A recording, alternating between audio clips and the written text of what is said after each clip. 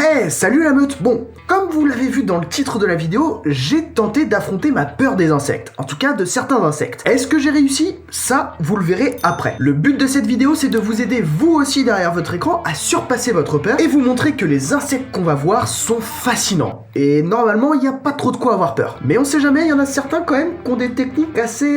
Bref, je vous en dis pas plus, je vous laisse profiter de la vidéo. Ah oui, et j'étais aussi accompagné de Luc de la chaîne YouTube Eubléfaris. C'est un expert animalier qui a plein d'animaux chez lui, mais bon, de toute façon, vous allez le découvrir tout de suite.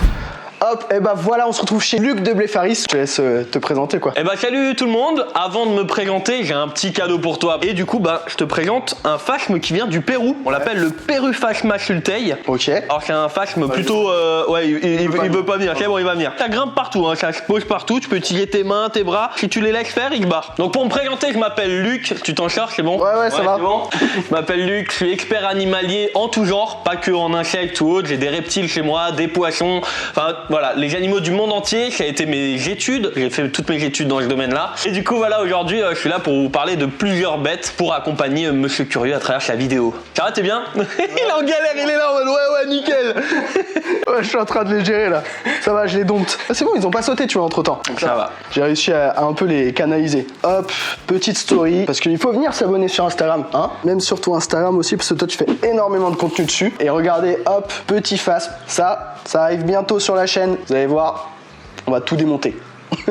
Hop, bon allez, fini la story, maintenant on va parler des phasmes. Alors dis-moi en plus, même si c'est pas français, on s'en fout. Hein. Les phasmes, il y a plein de trucs à savoir. Ouais. D'accord, déjà, faut savoir qu'il en existe plein. Ok. Il existe les phasmes qu'on dit bâton, un peu dans ce style-là. Les phasmes qu'on dit plutôt scorpion, qui ressemblent plus à un scorpion en gros, qui ressemble. Et également les phasmes feuilles. Là, c'est des phasmes bâtons. En fait, c'est un phasme qui va être tout noir. D'ailleurs, des fois, on dit, ah, il ressemble un peu à une araignée, c'est un peu bizarre. Et pourtant, c'est hyper gentil, tu vois, contrairement à ce que plein de gens pourraient croire. Et quand il est adulte... Alors déjà, ça aime bien courir partout, hein. Ça se fait pas mal, ça saute partout, mais c'est normal. Et ben il a des petites ailes rouges sur le dos qui lui servent tout simplement à faire peur à leurs prédateurs. Ouais, justement ça c'était ma question suivante, si c'était vraiment des ailes ou pas quoi, non, en fait. C'est des petites ailes qui vont en fait pas lui servir à voler, parce qu'elles sont beaucoup trop petites. Mais pour certains phasmes, et souvent c'est chez les mâles, ça va leur permettre de voler, parce que les mâles sont en général plus petits, d'accord. Concernant ce phasme là, le fait qu'il soit rouge vif, c'est plus pour faire peur aux prédateurs, en mode oula, cet animal là il est peut-être un peu dangereux, tu vois. Bah de toute façon, ouais, dès que c'est couleur vive, généralement c'est pour dire. Le bête dans la nature, dès que c'est un peu trop vif, c'est oula. Il y a peut-être du venin, machin, on s'en méfie, même nous, hein. Même nous humains, on dit oula.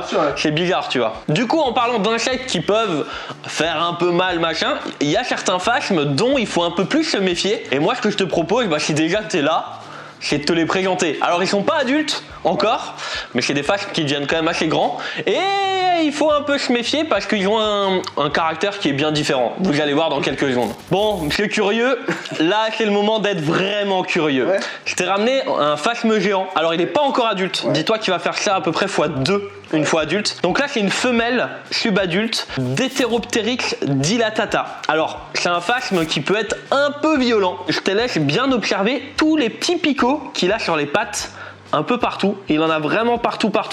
Et cet animal-là, je vais te le donner en main. Ouais. Et on va lui faire une attaque. Donc tu vas le prendre en main, normal. Il n'y a pas de crainte à avoir. Voilà. Et tu vas le laisser faire. Donc c'est un phasme géant qui vient de Malaisie, Thaïlande, Sumatra, enfin vraiment Java, ce genre d'endroit. Et ce qu'il faut que tu te dises, c'est que son meilleur moyen de défense, lui, c'est pas de faire peur en étant rouge, comme le phasme d'avant, c'est d'éclater tous ceux qui l'embêtent. Or partout sur le corps, hein, il a plein de petits picots. Enlève bien ta main de derrière, je te conseille, parce que sinon tu peux avoir mal.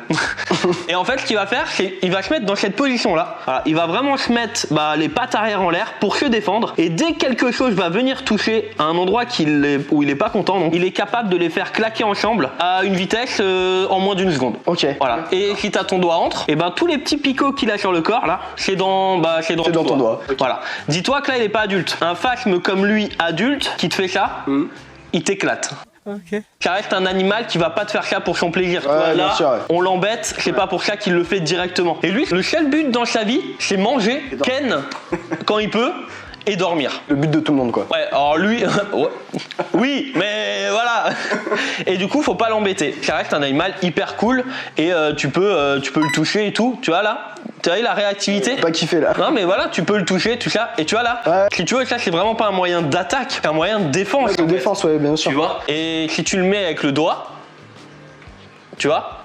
Bah en fait là tu vois là il vient de m'éclater la peau. Comme des ronces. C'est pire que des ronces, hein. C'est bien pire. Hein. Il me l'a fait. Ok, là tu nous as ramené quoi? Des blattes géantes d'Argentine. Ah oui, ce petit saladier me faisait repenser à la blague que j'ai fait dans une de tes vidéos qu'on a tourné aussi. Oui. Là il y a cette vidéo qui est sortie, mais en même temps il y a une vidéo qui est sortie sur la chaîne de Luc. Du coup le saladier me rappelait ça. Ok, je vois. Là je vais te parler d'un animal qui est en général qui répugne le monde, qui dégoûte les gens, le cafard, plus particulièrement la blatte. Déjà là t'as une femelle en main. Ouais. Ok.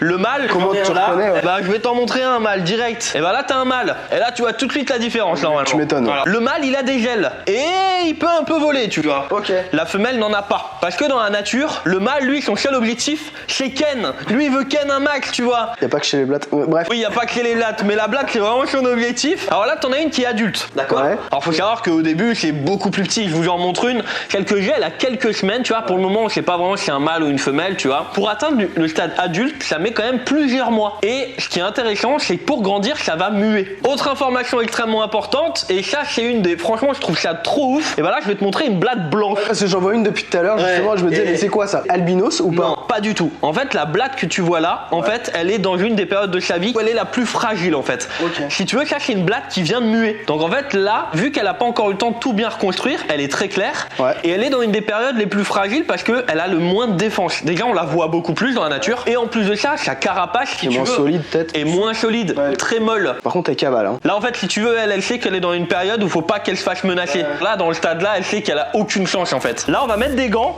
Merde. Je t'ai pas dit de péter les gants tu vois.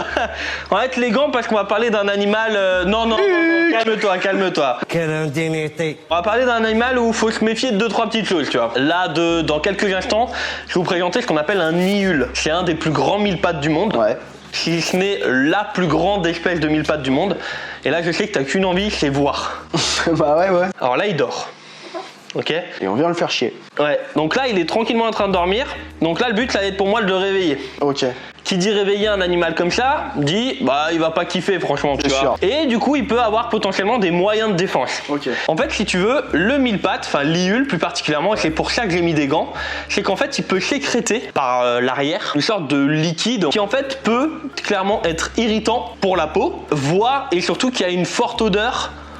Pour des animaux qui chantent très très bien. Donc voilà, là toi, tu commences à avoir la taille qu'il fait. Donc je vais te le donner en main. C'est combien un niveau de taille à peu près là? Alors 20 ou 25? là il fait à peu près 25 cm. Le record du monde vient de cette même espèce qui atteint plus de 40 cm. Donc quasiment 2 fois celui-là. Ok. Alors ce qu'il faut savoir chez les giules, c'est que déjà effectivement ils n'ont pas 1000 pattes. D'accord, ils en ont moins, bien évidemment.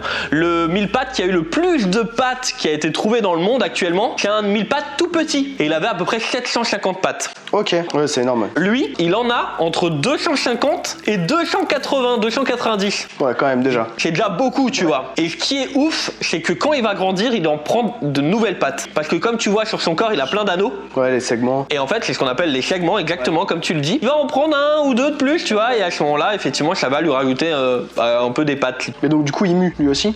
Exactement. C'est très impressionnant parce qu'effectivement, il va muer pour grandir. Mais là, il est vraiment à l'aise sur toi. Tu vois qu'il bouge, il a pas peur. Ouais. Il voit que toi, t'es bien. Donc, il y a aucune raison que de toute façon, c'est pas du tout. Si vous voyez un scolopendre dans la nature, ne faites pas ça. Tu vois, il y a des scolopendres qui peuvent clairement tuer. Bah oui, taper, ouais. Bon bah voilà Luc, Luc, voilà surtout vous, parce que nous, on sait ce qui, voilà, on sait où on s'arrêtait. On a vu 3 animaux incroyables. Bah incroyable, mais on va dire hors du commun, ouais. Ouais, 3 animaux qui sont quand même assez impressionnants, dont on a facilement peur, qui répugnent, on va dire un petit peu. Merci Luc de m'avoir reçu déjà. N'hésitez pas, c'est pas hésiter, c'est allez-y, allez donner de la force à Luc de la chaîne de Bléfaris. Merci en tout cas d'être venu, parce que même pour moi ça fait grave plaisir, voilà. Donc moi je vous dis salut. Bon et ben voilà pour cette première vidéo, parce que oui, il y a d'autres vidéos qui arrivent dans ce genre avec d'autres animaux. D'ailleurs, si vous l'avez remarqué dans la vidéo, on a teasé une autre vidéo qui va parler spécialement de cafards, et clairement, j'ai vécu le truc.